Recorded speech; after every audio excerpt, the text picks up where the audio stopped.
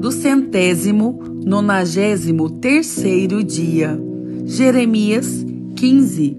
A condenação do povo de Judá.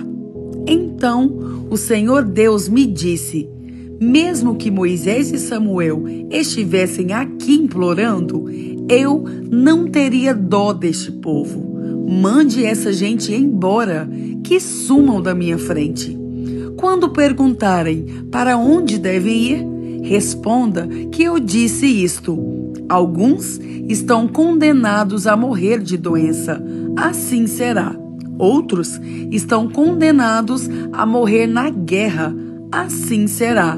Alguns estão condenados a morrer de fome, assim será. Outros estão condenados a ser levados como prisioneiros, assim será. Eu, o Senhor, resolvi que vão acontecer estas 4 coisas horríveis.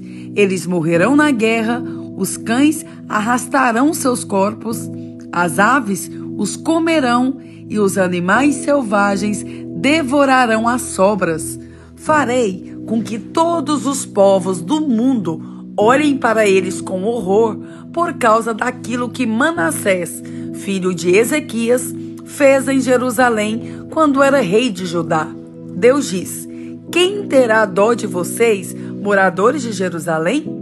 Quem vai se preocupar com vocês? Quem vai parar um pouco para perguntar como vocês estão passando? Vocês me rejeitaram e viraram as costas para mim. Aí levantei a mão e esmaguei vocês, porque estava cansado de perdoar. Sou eu, o Senhor, quem está falando. Em todas as cidades desta terra, eu o joguei contra o vento, como se faz com o trigo, para separá-lo da palha. Eu destruí vocês, o meu povo, e matei os seus filhos, porque vocês não abandonaram os seus maus caminhos. Fiz com que houvesse entre vocês mais viúvas do que os grãos de areia da praia do mar. Matei os seus filhos na flor da idade e fiz as mães deles sofrerem. De repente, fiz cair sobre eles aflição e terror. A mãe que perdeu os sete filhos desmaiou, respirando com dificuldade. Para ela, o dia virou noite. Ela se sente infeliz e vive desesperada. Vou deixar que os inimigos matem todos vocês que ainda estão vivos. Eu, o Senhor, estou falando. Eu disse: como é dura a minha vida, porque a minha mãe me pôs no mundo. Eu tenho de discutir e brigar com toda a gente desta terra. Não emprestei dinheiro, nem tomei emprestado, e mesmo assim todos me amaldiçoam. Ó Senhor Deus, se eu não te servi bem e se não te pedi em favor dos meus inimigos quando estavam passando dificuldades e aflições, então que as maldições deles se cumpram. Ninguém pode quebrar o ferro, especialmente o ferro do norte, que é misturado com bronze. Deus me disse: Jeremias, vou mostrar que os seus inimigos carregam as riquezas e os tesouros do meu povo, como castigo pelos pecados cometidos em toda esta terra. Farei com que sejam escravos dos seus inimigos, numa terra que não conhecem, pois a minha ira é como um fogo que ficará sempre queimando. Então eu respondi: ó Senhor, tu és que sabes. Lembra de mim e ajuda-me. Vinga-me daqueles que me perseguem. Não tenhas paciência com os meus inimigos, para que eles não me matem. Lembrem que é por causa de ti que eles me insultam. Tu falaste comigo e eu prestei atenção em cada palavra. Ó Senhor, Deus Todo-Poderoso, eu sou teu e por isso as tuas palavras encheram o meu coração de alegria e de felicidade. não tenho gasto o meu tempo rindo e gozando a vida junto com as outras pessoas. Por causa do trabalho pesado que me deste, fiquei sozinho e muito indignado. Por que continuo a sofrer? Por que as minhas feridas doem sem parar? Por que elas não saram? Será que não posso confiar em ti? Será que és como um riacho que seca no verão? O Senhor respondeu: se você voltar, eu o receberei de volta, e você será meu servo de novo. Se você disser coisas que se aproveitem e não palavras inúteis, você será de novo meu profeta. O povo voltará para você, mas você não deve voltar para eles. Farei com que você seja para este povo como um forte muro de bronze. Eles lutarão contra você, mas não conseguirão derrotá-lo, pois eu estarei com você para protegê-lo e salvá-lo. Eu o livrarei das mãos dos perversos e o libertarei do poder dos violentos. Eu, o Senhor, falei. Jeremias 16. A vida de Jeremias é um aviso. O Senhor Deus falou comigo novamente. Ele disse: não case, nem tenha filhos neste lugar. Eu vou lhe dizer o que acontecerá com os filhos e as filhas que nascerem aqui, e também com as mães que os tiverem e com os pais que os gerarem. Eles morrerão de doenças horríveis. Ninguém chorará a morte deles e não serão sepultados. Ficarão espalhados pelo chão como esterco. Serão mortos na guerra ou então morrerão de fome. E os seus corpos serão comidos pelas aves e pelos animais selvagens. Não entre numa casa onde tenha gente chorando. Não fique triste, nem chore por causa de ninguém, pois eu não abençoarei mais esse povo com a minha paz.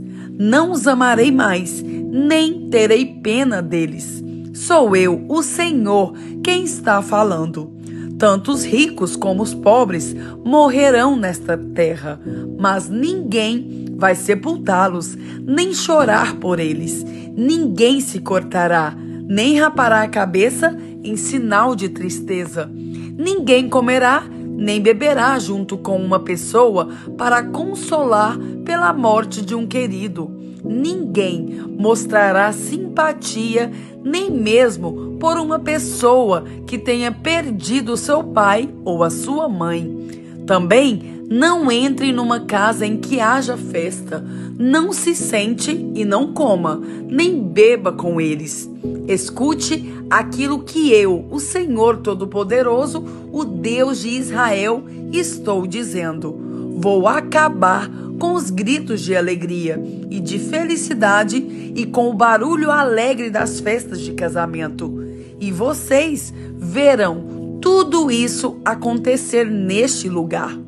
Quando você anunciar essas coisas, eles vão perguntar por que foi que resolvi castigá-los tanto assim. Eles vão perguntar: de que crime somos culpados e que pecado cometemos contra o Senhor nosso Deus? Então você dirá que a resposta do Senhor é esta: os seus antepassados me abandonaram e foram atrás de outros deuses, e os serviram e adoraram. Eles me deixaram e não obedeceram aos meus ensinamentos. Mas vocês fizeram pior do que os seus antepassados. Todos vocês são teimosos e maus e não querem me obedecer. Por isso, eu os expulsarei desta terra e os jogarei numa terra que nem vocês, nem os seus antepassados conheceram. Ali, vocês adorarão outros deuses dia e noite, pois eu não serei bondoso para vocês. A volta à pátria. O Senhor Deus diz: está chegando o tempo em que ninguém mais jurará por mim como o Deus vivo que tirou do Egito o povo de Israel, mas jurarão por mim como o Deus vivo que trouxe o povo de Israel do país do norte e de todos os outros países por onde eu os havia espalhado. Vou trazê-los de volta para a sua própria terra, para a terra que dei aos seus antepassados. Eu, o Senhor, estou falando. O castigo por causa da idolatria. O Senhor Deus diz: mandarei vir muitos pescadores para pescarem essa gente. Depois, mandarei vir muitos caçadores para os caçarem em todas as montanhas e lugares altos e até nos buracos das rochas. Sou eu, o Senhor, quem está falando. Eu vejo tudo o que eles estão fazendo. Nada fica escondido de mim. E os pecados deles não escapam da minha vista. Vou fazer com que paguem em dobro pela sua maldade e pelo seu pecado. Eles profanaram a minha terra com ídolos que são tão mortos como os defuntos. Eles encheram a minha terra com os seus falsos deuses. As nações voltam para Deus. Eu disse: ó Senhor Deus, tu me proteges e me dás força. Tu me ajudas na hora do sofrimento. Dos fins da terra, as nações irão a ti e dirão: os nossos antepassados só tinham falsos deuses. Tinham somente deuses inúteis. Será que o ser humano pode fazer os seus próprios deuses? Não, porque não seriam deuses de verdade. O Senhor disse: por isso farei com que eles conheçam a minha força e o meu poder uma vez para sempre. E eles saberão que o meu nome é Senhor. 1 Tessalonicenses 1. Saudação. Eu, Paulo e Silas e Timóteo escrevemos essa carta aos irmãos da igreja da cidade de Tessalônica, a vocês que estão unidos com Deus, o Pai, e com o Senhor Jesus Cristo. Que a graça e a paz estejam com vocês. A fé e a vida dos tessalonicenses.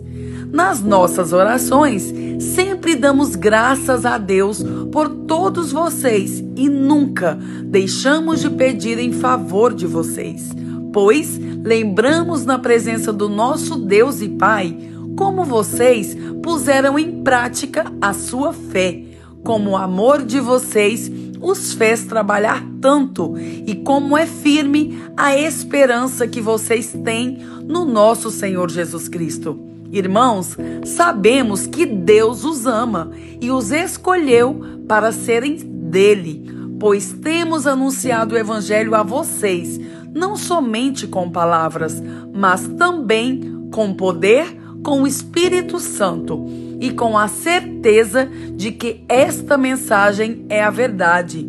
Vocês sabem de que maneira nos comportamos no meio de vocês, para o próprio bem de vocês. E vocês seguiram nosso exemplo e o exemplo do Senhor Jesus. Embora tenham sofrido muito, vocês receberam a mensagem com aquela alegria que vem do Espírito Santo. Desse modo, vocês se tornaram um exemplo para todos os cristãos das províncias da Macedônia e da Acaia. Pois a mensagem a respeito do Senhor partiu de vocês e se espalhou pela Macedônia e pela Acaia. E as notícias sobre a fé que vocês têm em Deus chegaram a todos os lugares. Portanto, sobre isso não é preciso falarmos mais nada. Todas as pessoas desses lugares falam da nossa visita a vocês e contam como vocês nos receberam bem e como vocês deixaram os ídolos para seguir e servir ao Deus vivo e verdadeiro. Elas contam também como vocês estão esperando que Jesus, o Filho de Deus, a quem Deus ressuscitou, volte do céu. Esse Jesus que nos salva do castigo divino que está para vir.